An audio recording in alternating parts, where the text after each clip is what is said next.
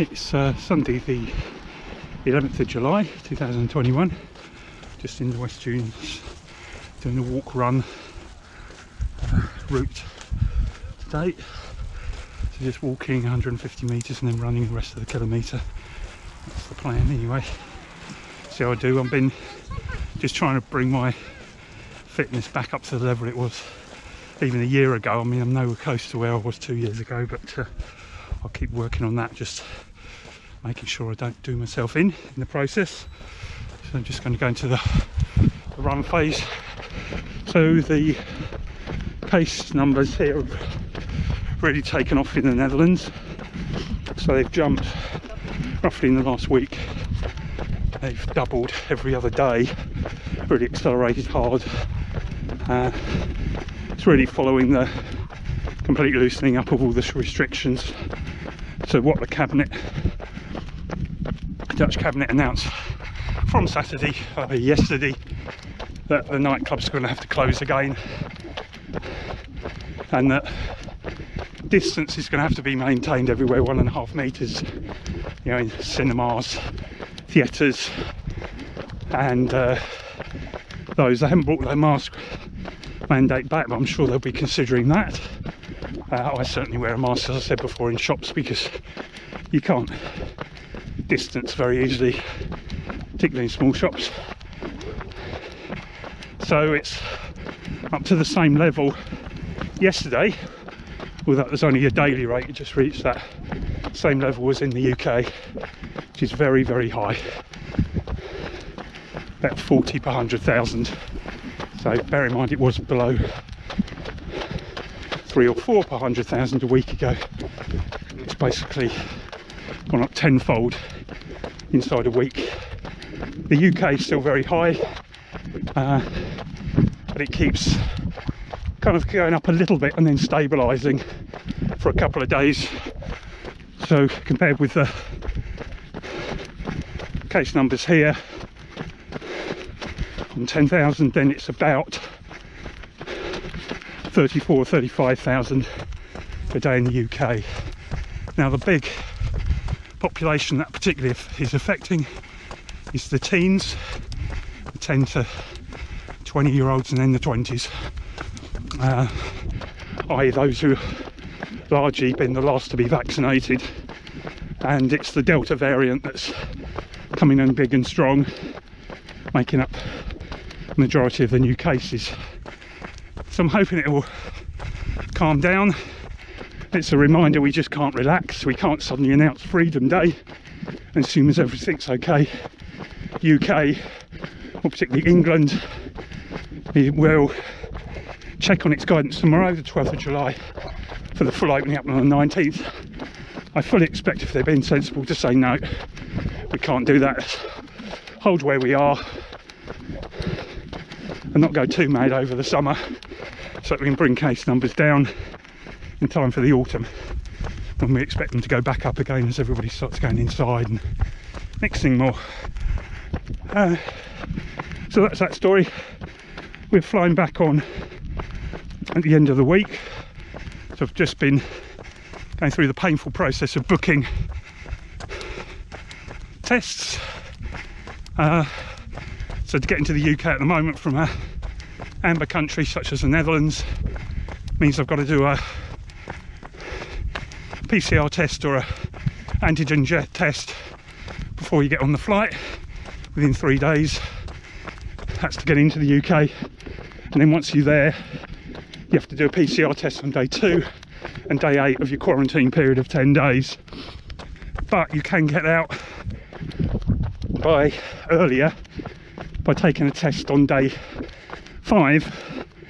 Normally those tests take 24 to 48 hours to turn around, so you just get out a few days early. And we've decided to bite the bullet and go for that pack. Means it's, as I've moaned about before, it trebles the price of the flight. But we've got to go home at some point. Haven't been back for 11 months now.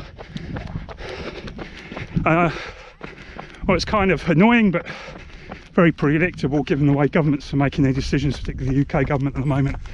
I have now allowed for vaccine certification to allow you to have a little bit more freedom getting in and out of the country. But that isn't until the 19th of July, so just over a week from now. And rather inevitably, but slightly annoyingly, they only made that apply to anybody who's a UK resident with an NHS vaccine. So if you're somebody like me, who's a UK citizen, I've been vaccinated under the Dutch health service with exactly the same vaccines, produced in exactly the same places that's been used in the UK. I do not have the same privileges as somebody who's resident in the UK and been vaccinated by their National Health Service, which is a shame. Now they're reviewing it, so I'm hoping for a decision. Obviously won't help us out this time, but hopefully trip in the autumn, say, means because we're fully vaccinated, we can go into the country with possibly just one PCR test in the, and then being able to avoid the quarantine process unless that obviously comes out positive. So that's the hope. It's just very disappointing, very predictable. Most of the other EU countries, except UK vaccine certificates or the NHS app, but fortunately the UK, so they claim, they can't verify it, which, put it bluntly in English terms, is bullshit. Been able to verify it a long time. The standards were agreed a long time ago. It's been in place in the 1st of July through the whole of the EU. They've been testing since April, and in actual fact BA is British Airways basically undergoing a pilot at Heathrow without the government and saying, look, we can read these other vaccine certificates and verify them, really to probably prove to the government that they've been very, very short-sighted. So anyway, we'll see. Hopefully that'll make it a little bit easier, a little less expensive, and reduce the amount of unnecessary testing that's going on and concentrate on the necessary testing. Here we are in running to kite down,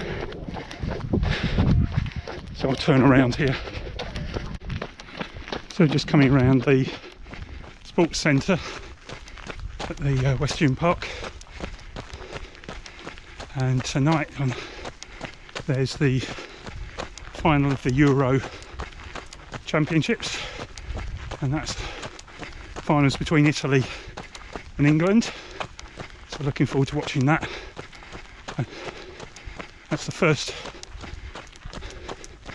major competition final that England have been in since 1966, so that's a long old time, 55 years. So hope they can win it, but even getting to the final, after they've had a run of a couple of semi-finals, they made it that extra step, so it's really down to hopefully just 90 minutes, because extra time means it runs into close to midnight local time. So here's some more runners coming through. So, all right.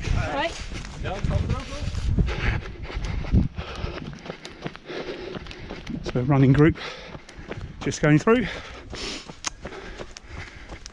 So yeah, I had my little assessment of the corona situation. What I didn't mention was hospital admissions. They're not going up by the same rate as the infections. There's obviously a younger cohort that's been affected, but it still is going up, and just jumped up in the UK to 500 now. Really, that needs to get down below 200 or so a day, not 500. Netherlands, we haven't seen that effect, but normally there's a lag of between 7 and 14 days.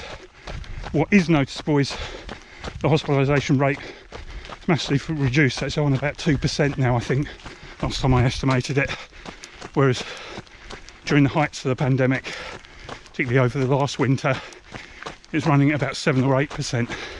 So it's about a quarter of the rate of emission. And once people were admitted, they're less seriously ill. There's less need or less pressure on ITU. So I think about a third of the population in hospital are in ITU as well. So still pretty seriously ill. And of course now the concern is the long-term consequences of being on respirator support, having a condition like the SARS-2 coronavirus as well, which tends to affect multi-organ systems. So, but fingers crossed it's getting a lot better, and if the government's as sensible, then can keep the infections under control. So just got to refine the path. It kind of zigzags here a little bit.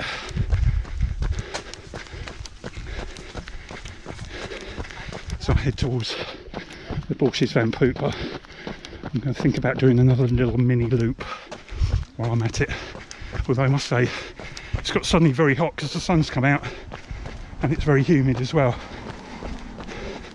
So I'm just going to see how I go. I've got plenty of water with me, and there's regular places I can fill up as well. So just stopped for a refill of water. But I'm on the home stretch. I just want something to drink while I was cooling down. So I want to do a cool down before I get home. I don't want to just run straight up the front door. So that's been really quite exhausting because the heat has really intensified in this direct sun. So I've just done 11.5 k's so far. So should be close to 14 by the time I'm back. So that was quite a good workout. Knee seems to be okay, not perfect, but not bad at all. Try along this loose horse track. This always gets me actually, because this is quite a good workout up through here. Anyway, so I'm looking forward to getting back to the UK at the end of the week. Be there for a little while. We'll come back here and then reassess what's happening during the autumn. Decide what we want to do about travelling back, because we used to, of course, travelling so much, and now suddenly it's not happened for almost a year, or in terms of regular travel, almost a year and a half now. Here we are, you see, lovely sunny day, nice and warm and humid. Expecting a little bit of rain later, that'll probably cool it off but make it more humid. But yeah, almost home now. That shows you there's been a couple of trees down. This one wasn't too bad to get over. There was another one that was just at one of those heights where it's difficult to bend under, or certainly when you've been running for a while, and impossible to get over. So this would have happened midweek. I actually went out for a run, didn't realising quite how bad it was. There's a yellow warning for winds, and it was like getting over 80 kilometres an hour. So I assume this is the consequence when some of these branches, particularly now they're laden with leaves and a little bit older, get a bit overburdened. So there's ones you can see right across the path. So there's a tram line, so I'm almost home. So there's the Westduinpark, you can see across there. So I do about a kilometre through there and then I'm back home. So it's all very nice. Starting to cloud up, so I think that rain probably, as they forecast, will be coming. But yeah, it's very warm at the moment.